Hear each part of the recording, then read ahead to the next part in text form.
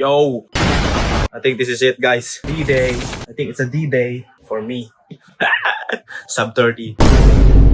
Sub 30. Sub 30. Sub 30. Try natin ulit. Tingnan natin seryoso muna ako. Mamaya na ulit ang babalag pag matatapos na. See you.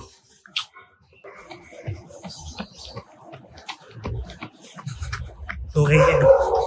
2 PM. Mamamatay na ako. Legit. 3K. Last 2. Let's go. Okay.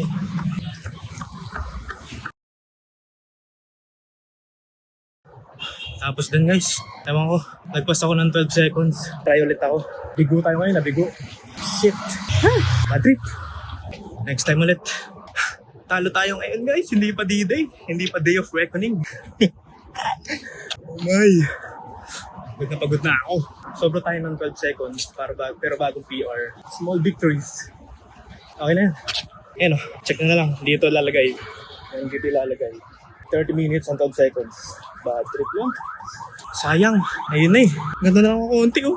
Malakas pa tayo guys. Next run sana sub 30. Kaya mo na. Celebrate small victories.